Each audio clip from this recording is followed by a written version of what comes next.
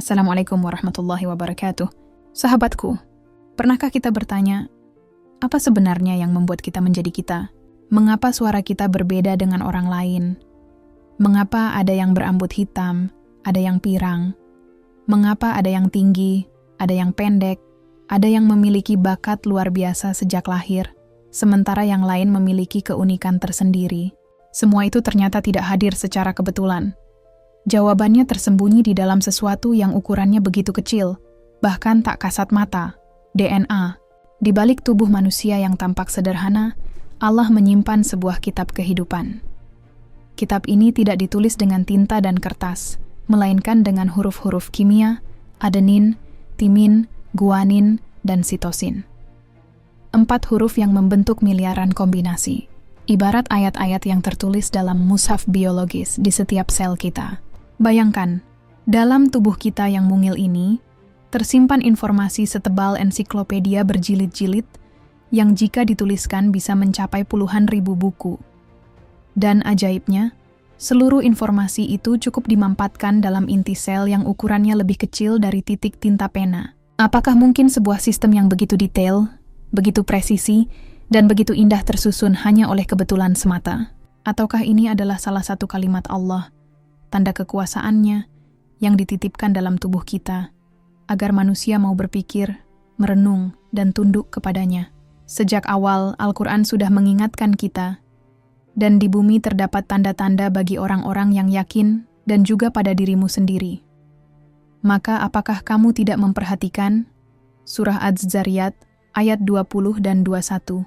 Ayat ini seperti undangan ilahi agar manusia tidak hanya melihat ke langit luas, tapi juga menundukkan pandangan ke dalam dirinya sendiri, meneliti rahasia yang tersimpan di balik setiap sel. Hari ini, dengan kemajuan sains modern, kita mulai melihat bahwa apa yang Allah sebut sebagai tanda itu bukanlah kiasan, melainkan realitas ilmiah. DNA adalah bukti bahwa tubuh manusia sesungguhnya adalah kitab yang Allah ciptakan, kitab yang setiap hurufnya mengisyaratkan kebesarannya. Setelah kita merenung tentang betapa rumit dan menakjubkannya DNA, kini mari kita kembali kepada firman Allah. Karena Al-Quran selalu menjadi cahaya yang membimbing manusia untuk memahami hakikat dirinya. Allah berfirman dalam surah Al-Mu'minun ayat 12-14. وَلَقَدْ خَلَقْنَا الْإِنسَانَ مِنْ سُلَالَةٍ مِنْ طِينٍ ثُمَّ جَعَلْنَاهُ نُطْفَةً فِي قَرَارٍ مَكِينٍ ثُمَّ خَلَقْنَا النُّطْفَةَ عَلَقَةً فَخَلَقْنَا الْعَلَقَةَ مُضْغَةً فَخَلَقْنَا الْمُضْغَةَ عِظَامًا فَكَسَوْنَا الْعِظَامَ لَحْمًا ثُمَّ أَنْشَأْنَاهُ خَلْقًا آخَرَ Fatabarakallahu ahsanul khaliqin. Dan sungguh kami telah menciptakan manusia dari sari pati tanah. Kemudian kami menjadikannya sebagai air mani, nutfah, dalam tempat yang kokoh. Lalu air mani itu kami jadikan segumpal darah, alaqah.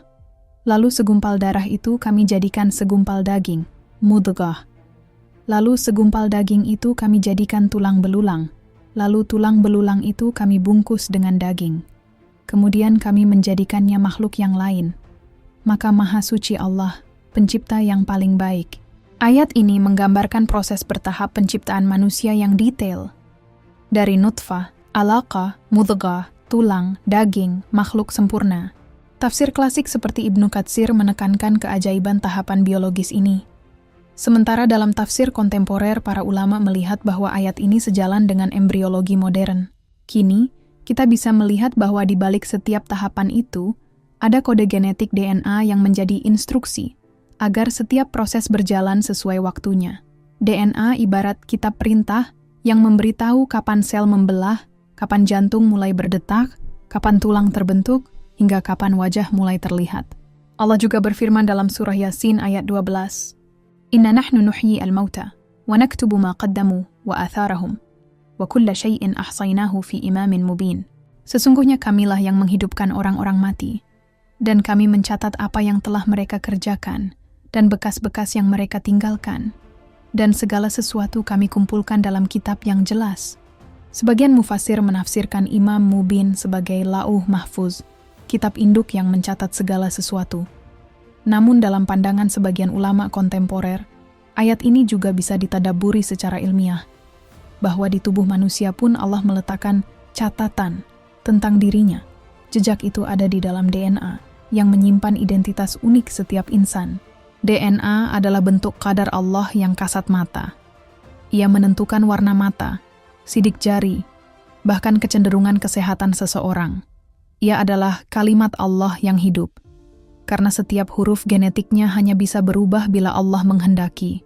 Allah berfirman pula dalam surah An-Nahl ayat 78, "Wallahu akhrajakum min butuni ummahatikum la ta'lamuna syai'an, wa ja'ala lakumus sam'a wal absara wal af'idata la'allakum tashkuruna." Dan Allah mengeluarkan kamu dari perut ibumu dalam keadaan tidak mengetahui apa-apa. Lalu Dia memberikanmu pendengaran, penglihatan, dan hati nurani agar kamu bersyukur. Ayat ini menekankan bahwa sejak lahir, manusia sudah dilengkapi dengan sistem bawaan. Dan itu tak lain adalah warisan genetik yang Allah desain agar kita siap menjalani kehidupan. Maka jelaslah, wahyu dan sains bukanlah dua hal yang berlawanan. Al-Quran telah memberi gambaran, sementara ilmu modern membuka tabir detailnya. DNA bukan sekadar molekul biologis, melainkan ayat kauniyah, tanda kebesaran Allah, yang harus mengantar manusia pada rasa takjub dan syukur. Sejarah mencatat, manusia sejak lama sudah penasaran dengan rahasia warisan sifat. Mengapa anak bisa mirip orang tuanya? Mengapa warna mata, bentuk wajah, bahkan penyakit tertentu bisa menurun? Dalam peradaban Islam, diskusi tentang warisan sifat sudah muncul jauh sebelum istilah genetika diciptakan. Ibn Sina dalam karyanya Al-Qanun fi Al-Tib menyinggung fenomena kemiripan fisik antara orang tua dan anak. Ia menyebut bahwa sifat tubuh diturunkan melalui benih yang dibawa laki-laki dan perempuan, meski belum mengenal konsep DNA. Al-Razi juga mengamati bagaimana beberapa penyakit muncul secara turun-temurun dalam keluarga. Ini adalah pengamatan awal tentang hereditas, yang di era modern disebut genetic disorders. Pemikiran para ulama ini kemudian diterjemahkan ke bahasa Latin, menjadi dasar awal bagi diskusi kedokteran di Eropa. Lompatan besar terjadi di abad ke-19, ketika Gregor Mendel, seorang biarawan Austria, melakukan eksperimen dengan kacang polong. Ia menemukan pola pewarisan sifat yang konsisten, yang kelak dikenal sebagai hukum Mendel. Tapi saat itu, Mendel belum tahu apa mekanisme fisiknya. Jawaban itu baru datang pada tahun 1953, ketika dua ilmuwan, James Watson dan Francis Crick, dengan bantuan data sinar X Rosalind Franklin, menemukan struktur double helix DNA. Mereka mengungkap bahwa di dalam inti sel terdapat molekul panjang yang tersusun dari huruf-huruf kimia A, T, C, dan G. Susunan huruf inilah yang menjadi kode kehidupan. Sejak saat itu, dunia berubah.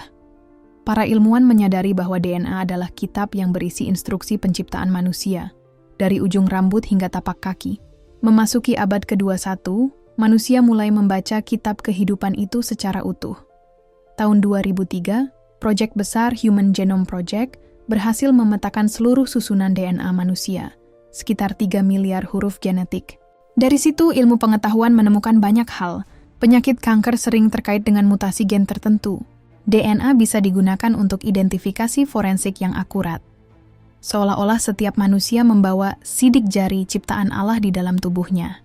Dalam dunia forensik Islam modern, DNA bahkan dipakai sebagai salah satu alat untuk verifikasi nasab dan identitas, sebuah bukti bagaimana sains membantu menjaga hukum syariat.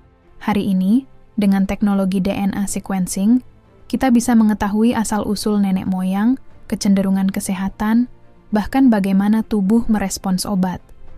Semua itu sebenarnya mengingatkan pada firman Allah, bahwa setiap manusia diciptakan unik dengan catatan yang Allah tanam di dalam dirinya. Apa yang dulu hanya berupa tafakur para ulama muslim, lalu disingkap oleh para ilmuwan modern, kini bisa kita saksikan dengan jelas. DNA menjadi bukti nyata bahwa Al-Quran tidak berlebihan ketika menyebut, "Kami ciptakan manusia dalam sebaik-baik bentuk." Surah At-Tin ayat 4. Saudaraku, ketika kita menyelami ayat-ayat Allah tentang penciptaan manusia, lalu menengok bagaimana sains mengungkap DNA sebagai kitab kehidupan, kita menemukan jembatan luar biasa antara wahyu dan ilmu. Al-Quran mengingatkan bahwa manusia diciptakan dari nutfah, setetes cairan yang kelihatannya sederhana, namun ternyata menyimpan perpustakaan genetik yang luar biasa kompleks. Kini kita tahu, di dalam satu sel saja terdapat lebih dari 3 miliar huruf DNA, yang tersusun dengan presisi. Ini bukan sekadar kebetulan, melainkan tanda bahwa setiap detil dalam tubuh manusia adalah ciptaan yang disengaja, penuh rancangan, dan penuh hikmah. Ilmuwan Muslim dahulu hanya bisa mengamati secara makro, bagaimana sifat-sifat menurun dari orang tua ke anak. Mereka menghubungkannya dengan ayat-ayat Allah tentang penciptaan. Ilmuwan modern kemudian menguak mekanisme mikroskopisnya. Apa yang dahulu hanya diyakini lewat iman, kini dikuatkan lewat bukti nyata dari laboratorium. Inilah perpaduan indah. Wahyu memberi kerangka, sains memberi penjelasan, sejarah menjadi saksi. Dari sini kita bisa mengambil beberapa hikmah penting. Pertama, DNA adalah amanah. Allah menitipkan kitab kehidupan ini kepada kita, bukan sekadar untuk dibaca, tapi untuk dijaga. Maka tubuh manusia bukanlah milik mutlak kita, melainkan titipan yang harus dipelihara dengan halal dan baik. Kedua, setiap manusia unik. Tidak ada DNA yang sama persis, kecuali pada kembar identik. Ini mengajarkan bahwa Allah menciptakan kita berbeda-beda, dan keberagaman adalah bagian dari tanda kebesarannya. Ketiga, kehidupan adalah ayat Allah. Jika huruf-huruf Al-Quran adalah kalimat yang dibaca dengan mata dan lisan, maka huruf-huruf DNA adalah kalimat Allah yang tertulis dalam tubuh kita, yang dibaca dengan sains dan tafakur. Keempat, kesadaran akan keterbatasan manusia. Meski ilmu modern sudah berhasil memetakan genom, para ilmuwan masih jauh dari memahami seluruh maknanya. Ini mengingatkan kita bahwa ilmu Allah tidak pernah habis, dan manusia hanya diberi sedikit bagian darinya. Surah Al-Isra ayat 85. Dengan demikian, ketika kita menghubungkan wahyu, sains, dan sejarah, lahirlah kesadaran baru. Bahwa semakin dalam manusia meneliti ciptaan, semakin jelas bahwa kita tidak berkuasa apa-apa. Hanya Allah yang maha mengetahui, maha mengatur, dan maha mencipta. Saudaraku, setelah menelusuri perjalanan luar biasa ini, dari wahyu Al-Quran tentang penciptaan manusia, penemuan sains modern tentang DNA, hingga jejak sejarah para ilmuwan, kita sampai pada satu kesadaran mendalam. Tubuh kita sendiri adalah kitab terbuka yang menyingkap tanda-tanda kebesaran Allah. Allah berfirman dalam surah Al-Mu'minun 12-14 bahwa manusia diciptakan dari sari pati tanah, lalu menjadi setetes mani, berkembang menjadi segumpal darah, hingga terbentuk tulang dan daging. Kini, dengan teknologi modern, kita bisa melihat proses itu sampai ke tingkat genetik. Bagaimana huruf-huruf DNA menuliskan instruksi agar janin berkembang sempurna. Ini menunjukkan Al-Quran bukan hanya kitab petunjuk spiritual, tetapi juga mengandung isyarat ilmiah yang selaras dengan penemuan modern.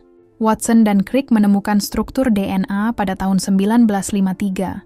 Namun 14 abad sebelumnya Al-Quran sudah menyinggung bahwa dalam nutfah tersimpan rahasia kehidupan. Para ilmuwan Muslim klasik mengamati pola pewarisan sifat, dan kini pengetahuan itu menemukan puncaknya dalam ilmu genetika modern. Semua ini bukanlah kebetulan. Ini adalah rangkaian panjang bukti bahwa ilmu Allah melampaui zaman, dan manusia hanya menyingkap sedikit demi sedikit dari rahasianya.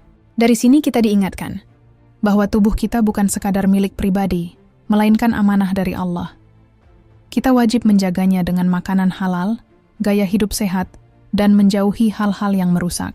Bahwa keberagaman manusia adalah kehendak Allah. Perbedaan wajah, warna kulit, bahkan bakat dan kecerdasan, semuanya tertulis dalam DNA. Maka perbedaan seharusnya menjadi jalan saling mengenal, bukan alasan untuk saling merendahkan. Surah Al-Hujurat ayat 13. Bahwa semakin kita mengenal sains, seharusnya semakin kuat iman kita. Karena ilmu bukanlah tandingan wahyu, melainkan penguat dan pengungkap kebenaran yang sudah Allah janjikan. Maka marilah kita merenung. Jika dalam satu sel kecil saja terdapat perpustakaan genetik sepanjang 3 miliar huruf, apalagi yang tersembunyi di semesta raya ini. Betapa kecilnya manusia di hadapan Sang Pencipta, dan betapa besar kasih sayang Allah yang menganugerahkan hidup, ilmu, dan akal kepada kita. Saudaraku, jangan biarkan ilmu berhenti hanya di laboratorium. Jadikanlah pengetahuan sebagai jalan menuju iman. Jadikanlah sains sebagai tangga untuk semakin dekat kepada Sang Pencipta. Karena sejatinya, setiap helai DNA dalam tubuh kita adalah ayat Allah yang hidup. dan tugas kita adalah membacanya dengan hati yang tunduk, akal yang bersyukur, dan iman yang semakin kokoh. Alhamdulillah sahabat, semoga video ini menambah iman dan ilmu kita. Jangan lupa like, share, dan subscribe agar semakin banyak yang mendapat manfaat. Terima kasih sudah menonton. Wassalamualaikum warahmatullahi wabarakatuh.